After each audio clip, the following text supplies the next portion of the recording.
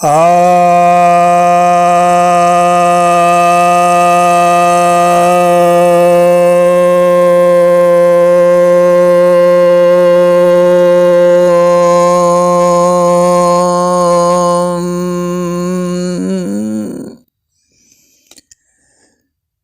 भक्तजनों को सप्रेम नमन।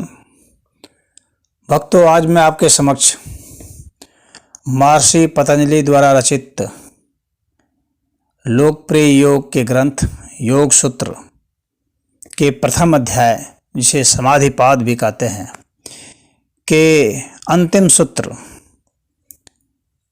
जो कि 51वां सूत्र है, पर व्याख्यान देने जा रहा हूँ। यह समाधि पात्र का उपसंहार है और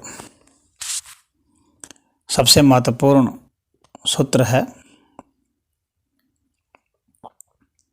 यह सूत्र कहता है, तस्यापि निरोधे सर्वनिरोधा निर्बीजः समाधिः।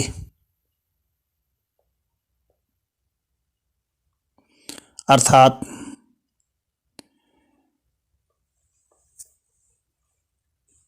अब तक जितने भी प्रज्ञा और संस्कार और वृत्तियां बताई गई हैं, उसी का यहाँ पर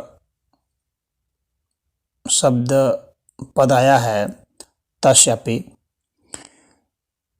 तो इन सभी के निरोध हो जाने पर, यानी सभी संस्कारों के निरोध हो जाने से निर्वीज समाधि होती है।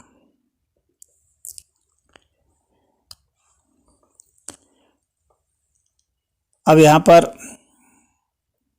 हम लोगों को यह समझ लेना है कि अब तक असंप्रज्ञात समाधि में, विवेक ख्याति में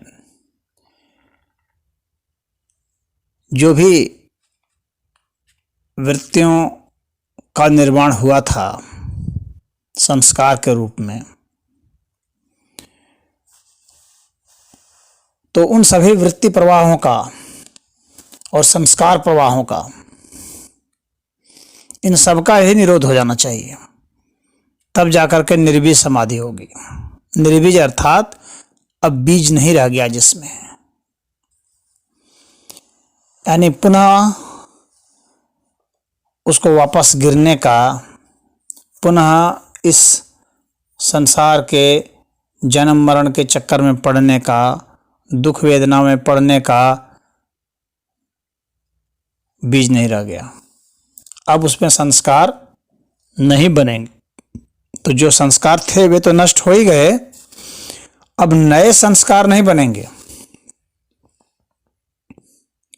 संप्रज्ञात समाधि में क्या होता है कि एक आलंबन होता है, एक आश्रय होता है, इसीलिए उसको सबीज कहते हैं, सालंब्य कहते हैं, संप्रज्ञात कहते हैं। लेकिन इसमें निर्बीज में, असंप्रज्ञात में आलंबन का भाव होता है, यानी आश्रय का अभाव होता है, बीज का भाव होता है।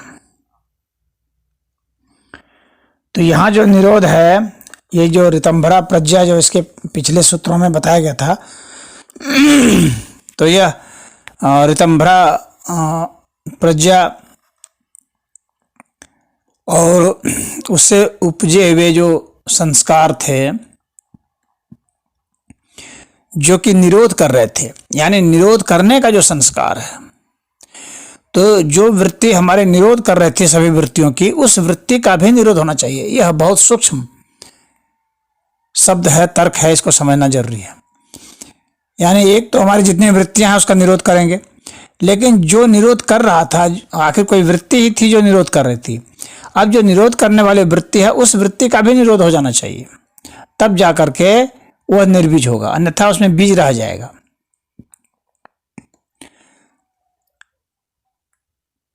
क्योंकि कोई भी यदि हमारे में कोई भी प्रज्ञा हो तो ये सब संस्कार बनाते हैं।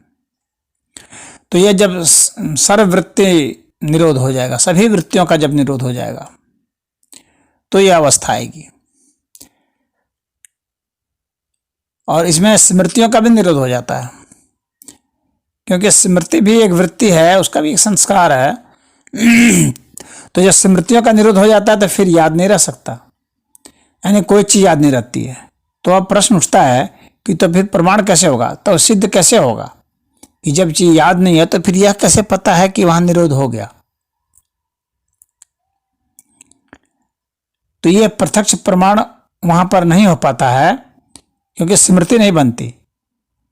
तो असंप्रज्ञात समाधि में किसी प्रकार की कोई स्मृति नहीं बनती, न चित्र बनते हैं, न शब्द बनते हैं, इन सब चीजों का सर्वथा अभाव होता है। तो फिर कैसे पता चलता है? तो पता इस तरह से चलता है कि जितनी भी वृत्तियां होती हैं, इनका जो निरोध होता है, तो ये एकाएक झटके से नहीं हो जाता है। तो क्रमशः ये कुछ कुछ घटता घटता सा जाता है। तो साधक को लग जाता है कि ये हमारी वृत्तियां घट रही है, हमारे संस्कार जो थे वे सब घट रहे हैं, धीरे धीरे कम से कम होते चले जा रहे हैं, और उसके बाद ब्लैंक हो जाता है। तो जैसे कि हम लोग जब बहुत गहरी नींद में सोते हैं और उसके बाद फिर जब हम लोग उठते हैं तो हम लोग को उस नींद की तो कोई याद नहीं आती, लेकिन हम लोग फिर भी कहते हैं कि बहुत अच्छी नींद आई। उसमें कुछ अभाव हो जाता है, लोप हो जाता है, तो उसका बोध नहीं रहता। तो गहरी नींद में भी स्मृति का बोध नहीं होता, कौमा में भी स्मृति का बोध नहीं होता, स्मृति का लोप हो जाता है। तो उसी तरह से समाधि में भी स्मृति का लोप हो जाता है, असंप्रज्ञात समाधि में। परंतु यह पता चल जाता है कि वो बहुत बढ़िया था, बहुत अच्छा था, बहुत सुख मिला। और जिस तरह से कौमा में या गहरी नींद में हम लोग चले जाते हैं, तो उस वक्त जो अभाव की प्रतीति होती है, तो वैसी इसमें अभाव की प्रतीति नहीं होती है समाधि में। इसमें भाव की प्रतीति होती है, यानी उसमें स्मृति का भी अभाव हो जाता है और अभाव की प्रतीति भी होती है नींद में और कौमा में। लेकिन इसमें क्या होता है कि स्मृति तो नहीं होती है, परंतु अभाव भी नहीं होता, बल्कि भाव समेत स्मृति का लोप होता है।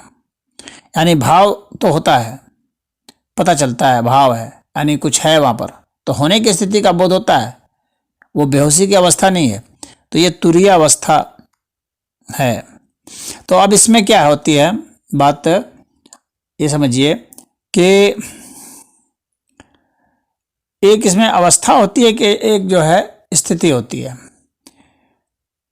तो निरोध अवस्था यदि होगी तो अभी भी उसमें व्युत्थान के संस्कार हैं, और निरुद्ध स्थिति होगी तो पूर्णता हो गई है। अवस्था में क्या है कि हम कुछ देर तक रह सकते हैं, 1 घंटे 2 घंटे, ऐसी जो समाधि लगती है, 2 घंटे की समाधि लग गई, 3 घंटे की लग गई, 4 घंटे 5 घंटे, 1 दिन 2 दिन, इस तरह की जो समाधि होती है, जिसके लिए कुछ प्रयास किया जाता है, प्रयत्न किया जाता है, जिसके लिए कुछ हमें साधन ढूंढने पड़ते हैं, करने पड़ते हैं, कोई आलम्बन होता है। तो इस तरह की जो चीज़ें होती हैं, इसके माध्यम से जो समाधि होती है या स्वरूप की बात होती है, तो वहां पर क्या है, स्वरूप अवस्था होती है। लेकिन स्वरूप की जो स्थिति होती है वैसे भिन्न है। स्वरूप की अवस्था और स्वरूप की स्थिति, इन दोनों में अंतर होता है। स्वरूप की स्थिति में क्या होता है कि लोप नहीं होता है कभी, यानी 24 घंटा ही वो बना रहता है। अगर राजा जनक और अष्टावक्र का संवाद देखेंगे महागीता में, तो पाएंगे कि वहाँ अष्टावक्र सवाल पूछते हैं, प्रश्न पूछते हैं जनक से कि जनक बताओ, क्या तुम समाधि में स्थित हो?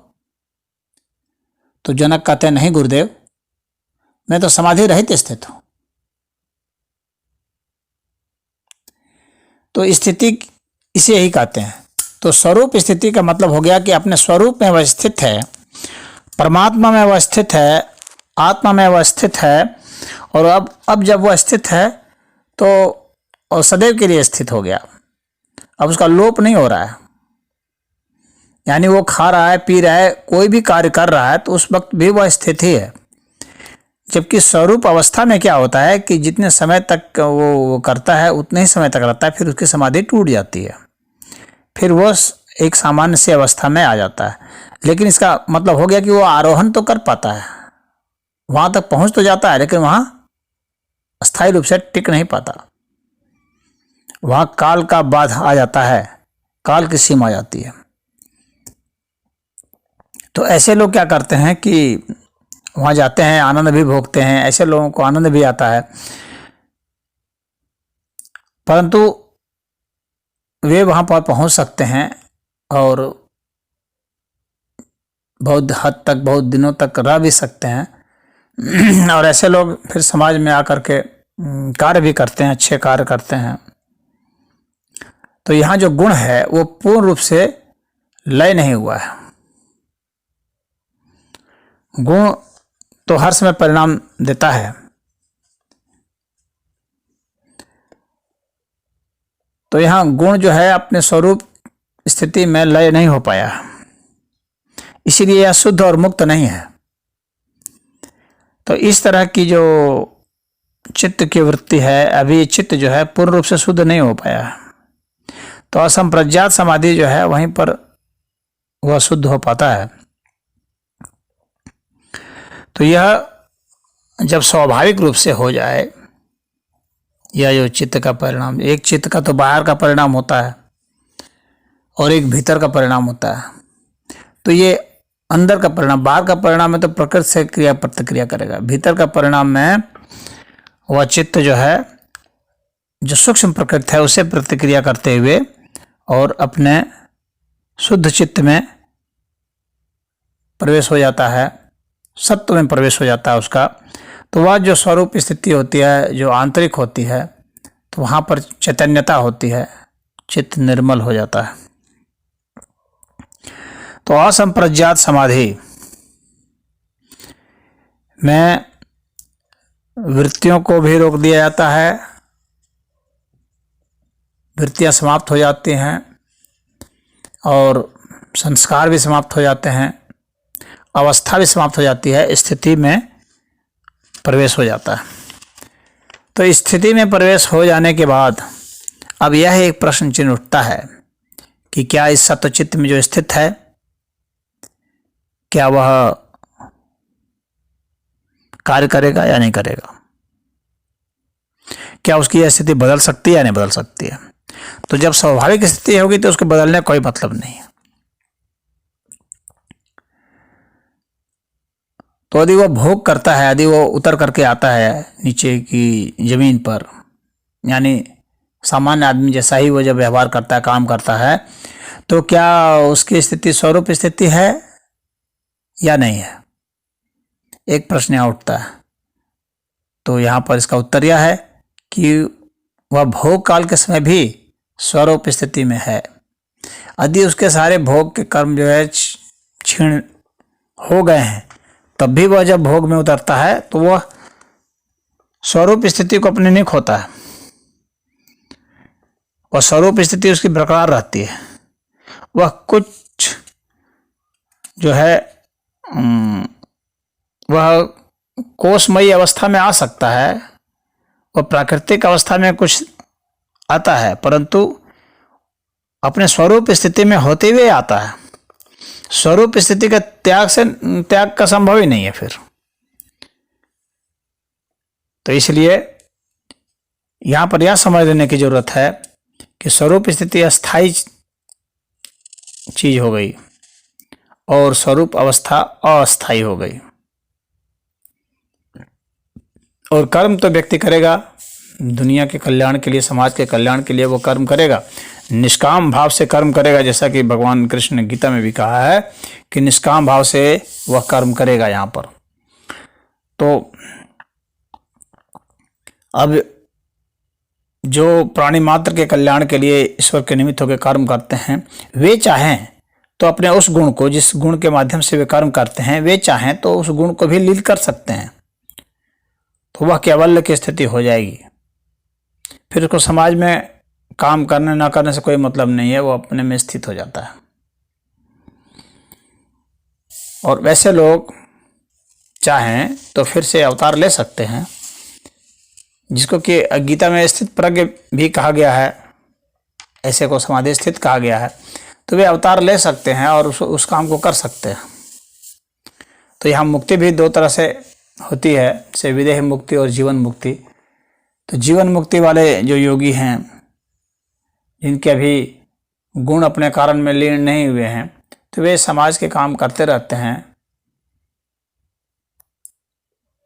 उनके भी क्लेश समाप्त हो चुके हैं, भले उनके भी गुण कारण में लीन नहीं हुए पूर्णतः, लेकिन गुण कारण में लीन हो जाएंगे जब वे चाहेंगे तब। तो यह जो शुद्ध सत्व चित्त है, ईश्वर के विशुद्ध सत्वमय में अपना चित्त को लीन कर देना है, यह स्वरूप स्थिति ही आदर्श स्थिति है। असंप्रज्ञात समाधि की यही व्यवहार की दशा दिशा है। और इसमें भोग की निवृत्ति हो जाती है, भले ही वह भोग करता हुआ प्रतीत होता है, परंतु भोग की निवृत्ति हो जाती है। यानी इन सब के कर्मों के करते हुए भी वह लिप्त नहीं होता है। वह आप चाहे कुछ भी कर ले, वो मारपीट कर ले, झगड़ा कर ले, गाली गलौज कर ले, जो भी निकृष्ट कर्म हैं वे सब भी कर ले, लेकिन वह अपने स्वरूप स्थिति से च्युत नहीं हो सकता, हट नहीं सकता, वहां पर वह है ही है। तो कर्म उसे प्रभावित नहीं करते। हालांकि वह ऐसे निकृष्ट कर्मों को नहीं करता है, लेकिन अगर एक तर्क के लिहाज से अगर ये मान लिया जाए कि क्या वो ऐसा कर सकता है, तो हाँ कर सकता है। उसके लिए कर्म, अकर्म, निकर्म, सुकर्म, दुष्कर्म अब कोई महत्व नहीं रखते। वो चाहे कर्मण्य अवस्था में बैठा हो, चाहे कर्मठ होकर के बैठा हो, उसके लिए अब कोई मायने नहीं रखते। वो कर्म से ऊपर उठ चुका है, वह क्रिया से भी ऊपर उठ चुका है, वह शुद्ध चैतन्य स्थिति में अपने को स्थित कर चुका है। तो उसके लिए अब शरीर और शरीर के धर्म, प्रकृति और प्रकृति के धर्म, ये सब जो है मायने नहीं रखते, वह इससे ऊपर उठ चुका है अब। तो यह स्थिति यहाँ पर होती है। इस सूत्र का यहाँ पर यही तात्पर्य समझना चाहिए। तो यह अंतिम सूत्र था और इसी से समाधिपाद का उपसंहार हो जा रहा है। ओम हरि।